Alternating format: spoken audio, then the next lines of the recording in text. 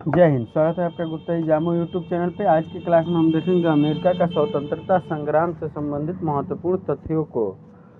America के स्वतंत्रता संग्राम ने सर्वप्रथम यह उदाहरण उपस्थित किया कि जागृत राष्ट्रीय भावना को कुचलना मुश्किल है। याद कीजिए, हमने 1857 की भारतीय क्रांति में क्या पढ़ा था। अमेरिका के स्वतंत्रता संग्राम ने पूंजीवाद को बढ़ाने का मौका दिया। अमेरिका पहला देश बना जिसने वंशानुगत राजतंत्र का अंत और प्रजातंत्र की स्थापना की। अमेरिकी उपनिवेशों और इंग्लैंड के बीच संघर्ष अनिवार्य था। इसके पीछे कारण यह था कि उनके राजनीतिक, आर्थिक, सामाजिक और धार्मिक जीवन में इतना फर्क था कि अधिक दिनों तक उनके बीच मधुर संबंध कायम नहीं रह सकता था। अमेरिका क्रांति के कारण, अमेरिका की स्वतंत्रता के क्रांति के कारण उपनिवेशवासियों और अंग्रेजों के धार्मिक दृष्टिकोण में विभिन्नता क्रांति का एक महत्वपूर्ण कारण था। इंग्लैंड के अधिकांश निवासी की तरफ झुकाव था।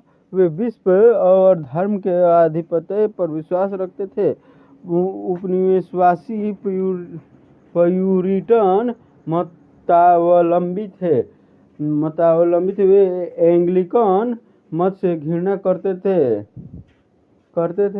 विश्व व्यवस्था और धर्म के आधिपत्य के विरोधी थे। धार्मिक भिन्नता के कारण उपनिवेशवासियों इंग्लैंड के साथ किसी प्रकार का संबंध नहीं रखना चाहते थे। सामाजिक भिन्नता, अमेरिका की सामाजिक रचना इंग्लैंड की सामाजिक संरचना से भिन्न थी।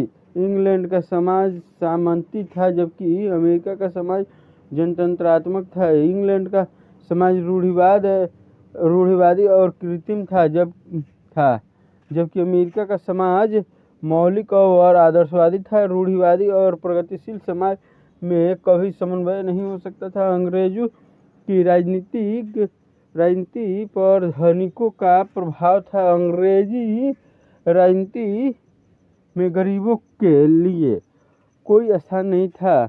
अमेरिका के समाज में अमीर गरीब की भावना नहीं थी।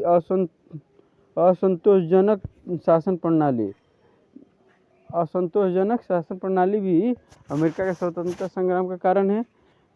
उपनिवेशवासियों में बसने वाले अंग्रेज अपने साथ इंग्लैंड की मान्यताएं और संस्थाएं भी ले आते थे। उपनिवेशों की शासन प्रणाली असंतोषजनक थी। कार्यकारिणी और व्यवस्थापिका में निरंतर संघर्ष होता रहता था। उपनिवेश का गवर्नर इंग्लैंड का राजा नियुक्ति पत्र होता था। गवर्नर को विशेषाधिकार प्राप्त था। वह व्यवस्थापिका सभा भी गवर्नर के वेतन को रोककर उस पर नियंत्रण रख सकती थी। उपनिवेशवासी व्यवस्थापिका सभा को सर्वशक्तिशाली संस्था मानते थे, लेकिन ब्रिटेन की सरकार उसे अधीनस्थ एवं अस्थायी संस्था मानती थी।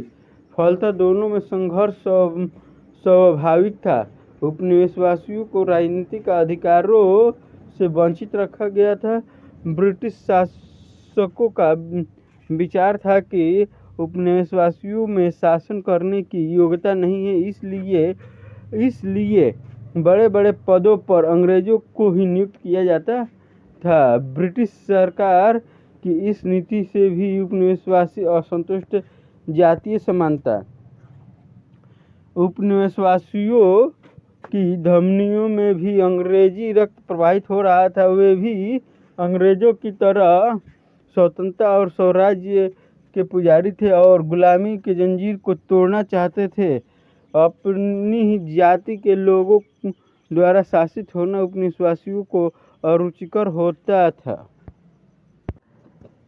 उपनिवेशवासियों का ब्रिटेन के प्रति रुख। इंग्लैंड के सताए हुए कैथोलिक और प्रोटेस्टेंट ही उपनिवेशों में जाकर बसते थे। वे वहाँ स्वतंत्रता की सांस लेना चाहते थे, किंतु जब इंग्लैंड की सरकार ने उपनिवेशों को भी अत्याचार और अन्याय का अखाड़ा बना दिया तो वे विद्रोह कर उठे।